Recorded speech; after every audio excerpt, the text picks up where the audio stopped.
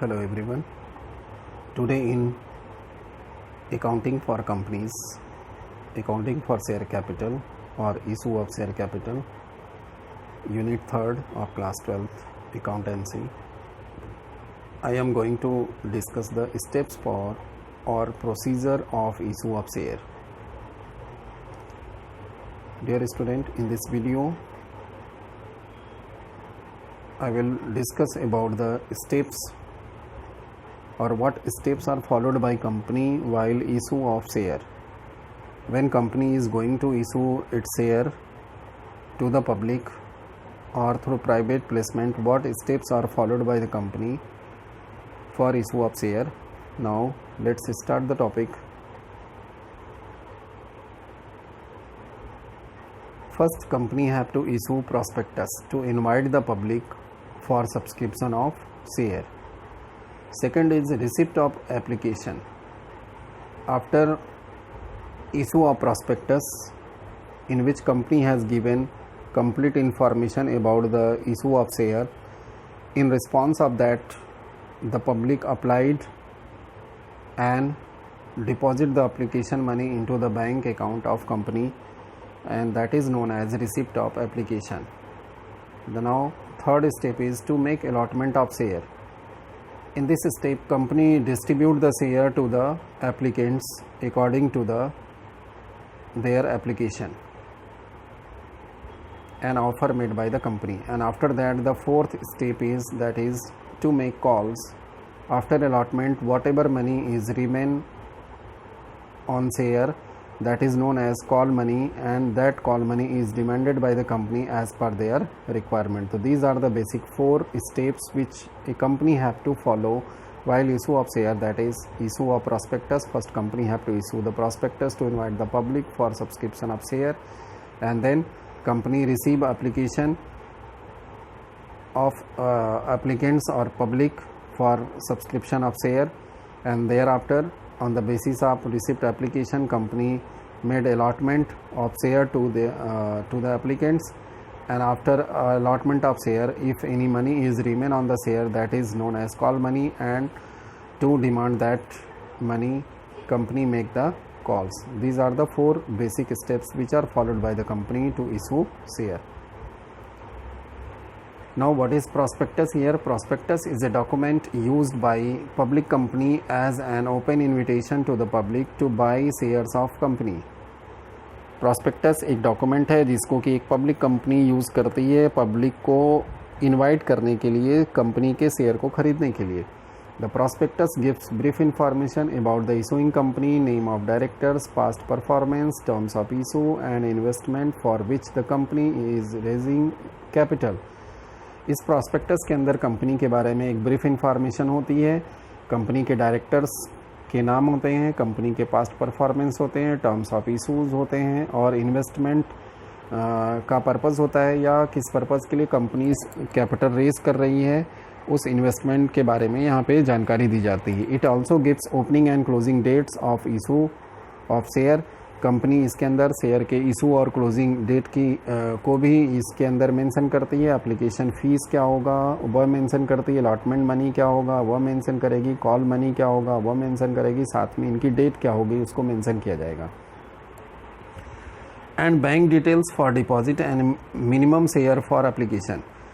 और साथ में कंपनी इसके अंदर बैंक डिटेल भी देगी ताकि जो एप्लीकेंट्स हैं उसी बैंक में अपने एप्लीकेशन मनी को डिपॉजिट करें.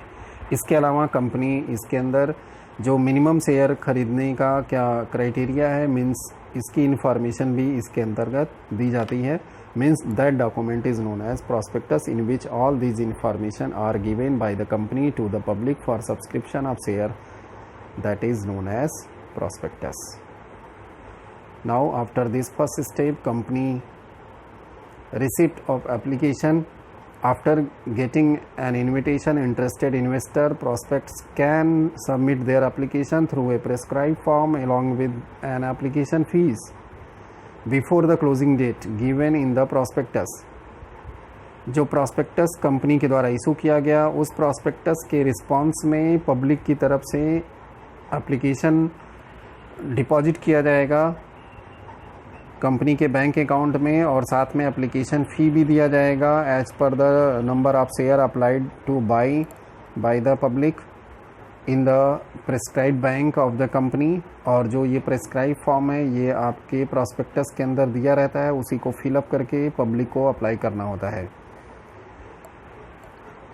When the number of shares applied for exceed the number of share issued, there is an over subscription, but when applications are less than expected, there is an under subscription।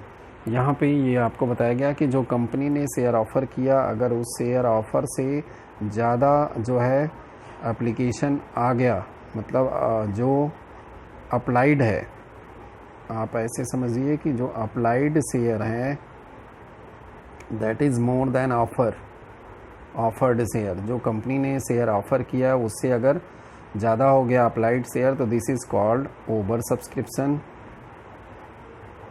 लोगों ने demand ज़्यादा कर दिया, that is called over subscription. Suppose करिए कि company ने offer किया था 1 लाख शेयर और एप्लीकेशन यहाँ पर आ गया 1,20,000, तो यहाँ 20,000 जो एप्लीकेशन एक्सेस है that is called over subscription. इसका रिवर्स केस है अंडर सब्सक्रिप्शन। अगर कंपनी का जो अप्लाइड शेयर है दैट इज़ लेस देन, ये लेस देन है ऑफ़र शेयर से, जो कंपनी ने ऑफ़र किया था उससे कम हो गया, तो that is called under subscription. For example, जो कंपनी का ऑफ़र शेयर सपोज करिए 1 लाख शेयर है, कंपनी ने 1 लाख शेयर का ऑफ़र किया और कंपनी को यहाँ पर 90,000 ही एप्लीकेशन मिला, तो यहाँ पर 10,000 जो है लेस आया, this is called under subscription. तो ये कंडीशंस हो सकती हैं जब कंपनी शेयर पब्लिक को इशू करती है, तो अगर पब्लिक का एप्लीकेशन ज़्यादा आ गया शेयर जो ऑफ़र किया गया उससे, तो that is called over subscription, और अगर कम आ गया तो अंडर सब्सक्रिप्शन। तो एप्लीकेशन रिसीव होने के बाद ये दूसरा स्टेप पूरा होगा और इसके बाद फिर कंपनी अलॉटमेंट की तरफ जाएगी, और अलॉटमेंट मीन्स होता है शेयर का डिस्ट्रीब्यूशन करना to the applicants. After the last date fixed for receipt of application money expire, the bank send all application to the company। और इसके बाद बैंक जो है लास्ट डेट बीतने के बाद सभी एप्लीकेशन को कंपनी के पास भेज देता है। The directors of the company can not proceed to allot shares unless minimum subscription mentioned in the prospectus has been received by the company. Directors company के तब तक शेयर को अलॉट नहीं कर सकते, डिस्ट्रीब्यूट नहीं कर सकते एप्लीकेंट्स को, जब तक कि कंपनी को मिनिमम सब्सक्रिप्शन ना मिल जाए। और ये मिनिमम सब्सक्रिप्शन वह अमाउंट है जो कि प्रॉस्पेक्टस में मेंशन किया गया होता है कंपनी के द्वारा। इफ़ रिसीव्ड, अगर ये मिनिमम सब्सक्रिप्शन रिसीव हो गया है, तो now company allot share to the respective applicants, तब कंपनी जो है शेयर को रिस्पेक्टिव एप्लीकेंट्स को अलॉट कर देगी। Now what is minimum subscription? Basically यहाँ पर मिनिमम सब्सक्रिप्शन होता क्या है? Minimum subscription is the amount that is in the opinion of directors must be raise to meet the needs of the business operations of the company. वह minimum amount है जो कि company को अपनी जो नीड है उसको पूरा करने के लिए ज़रूरत है, बिजनेस ऑपरेशंस को पूरा करने के लिए ज़रूरत है, और ये डायरेक्टर्स की ओपिनियन के थ्रू डिसाइड किया जाता है। To make sure that the company does not shortage of fund, it is made compulsory that company must receive application for some minimum number of share। और इसके लिए ये डिसाइड किया गया कि कंपनी को एक मिनिमम नंबर ऑफ शेयर पे ये एप्लीकेशन का मनी रिसीव होना चाहिए। This is called minimum subscription, इसी को मिनिमम सब्सक्रिप्शन कहा गया। अगर इस अमाउंट को डायरेक्टर्स डिसाइड नहीं करते हैं, तो as per the rule of SEBI a company must receive 90% of the issued amount within 120 days of issue of prospectus. तो कंपनी को फिर मिनिमम सब्सक्रिप्शन जो अमाउंट सेबी ने डिसाइड किया है कि इशूड प्राइस का 90% जो है वो प्रॉस्पेक्टस इशू करने के 120 डेज़ के अंदर कंपनी को रिसीव कर लेना चाहिए। In case company not received minimum subscription in specified period, अगर कंपनी 120 डेज़ के अंदर ये मिनिमम सब्सक्रिप्शन का अमाउंट रिसीव नहीं कर पाती है, तो application money shall be refunded within 15 days from the closure of the issue. तो कंपनी को जो अगले 15 डेज़ हैं उसके अंदर कंपनी को शेयर एप्लीकेशन का मनी रिफंड कर देना चाहिए एप्लीकेंट्स को। According to the section 39 sub section 1 of the companies act 2013, ये 2013 के सेक्शन 39 में सब सेक्शन 1 में मिनिमम सब्सक्रिप्शन के बारे में गाइडलाइन दिया गया है, जो कि एक कंपनी को फॉलो करना चाहिए at the time of allotment of share. Company के डायरेक्टर्स को ये इंश्योर करना चाहिए कि अलॉटमेंट करने के पहले कंपनी को मिनिमम सब्सक्रिप्शन का अमाउंट रिसीव हो जाना चाहिए। Next step, to make calls. Allotment करने के बाद after allotment of share remaining part of issue price is known as call money. Allotment के बाद जो भी शेयर का पैसा बच जाता है उसको कॉल मनी कहा जाता है, and it is demanded by company as per requirement. और ये कॉल मनी का जो पैसा है कंपनी अपनी रिक्वायरमेंट के अकॉर्डिंग इन्वेस्टर से, शेयर होल्डर से डिमांड करती है। कॉल मनी में be called by company to be paid by share holders in 1 or more instalment.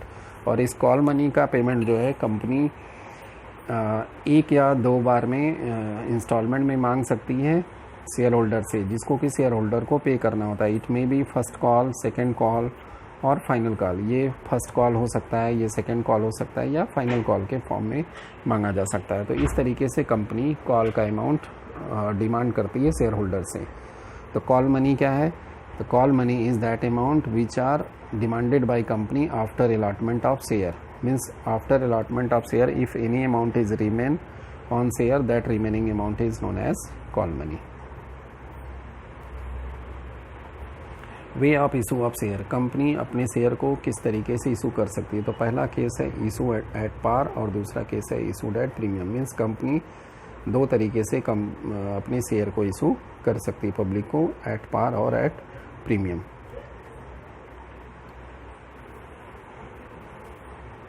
At par, what is at par here? When issued price of share is exactly equal to their nominal value is known as issue of share at par। जब company का जो nominal value है या face value है share का, same price पर company अपने share को ऑफर करती है इन्वेस्टर्स को, तो that issue is called issued at par. When shares are issued at face value to the public, इसको आप कह सकते हैं कि जब शेयर को कंपनी इशू करती है अपनी फेस वैल्यू पर पब्लिक को, that is called issue of share at par. For example ₹10 share issued at ₹10 to public. 10 रुपये का शेयर है और ये 10 रुपये में ही पब्लिक को इशू किया गया, तो that type of issue is known as issue of share at par. Next is issued at premium. When issued price of share is more than their nominal value, face value to the public is known as issue of share at premium. जब company अपने share को face value या nominal value से excess amount पर public को issue करेगी, तो जितना एक्सेस अमाउंट होगा that is known as issue of share at premium. For example ₹10 share issued at ₹12, 10 rupees का शेयर कंपनी ने 12 रुपीज़ में इशू किया। हियर ₹2 इज़ सिक्योरिटी प्रीमियम, और यहाँ पर ₹2 जो है एक्सेस अमाउंट जो है that is known as security premium. और इसको रिकॉर्ड करने के लिए कंपनी की बुक्स ऑफ अकाउंट में एक सेपरेट अकाउंट ओपन किया जाएगा जिसका नाम होगा security premium reserve account, to record the value of security premium.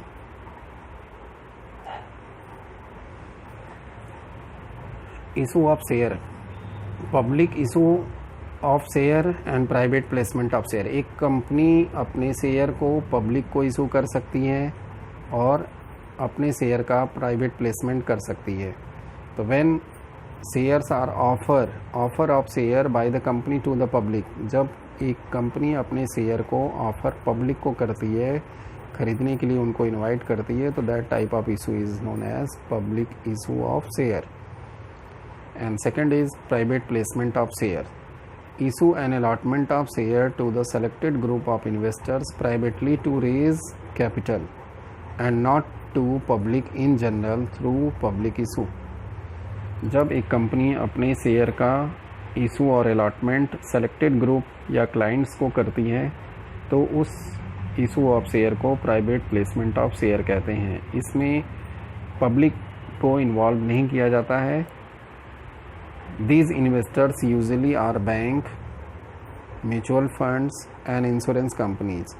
इसमें बेसिकली प्राइवेट प्लेसमेंट में जो पार्टिसिपेंट्स होते हैं या बायर ऑफ शेयर्स होते हैं, ये बैंक हो सकते हैं, फाइनेंशियल इंस्टीट्यूशंस हो सकते हैं, म्यूचुअल फंड्स हो सकते हैं और इंश्योरेंस कंपनीज हो सकती हैं। Thank you very much for watching this video. Keep watching, like and share.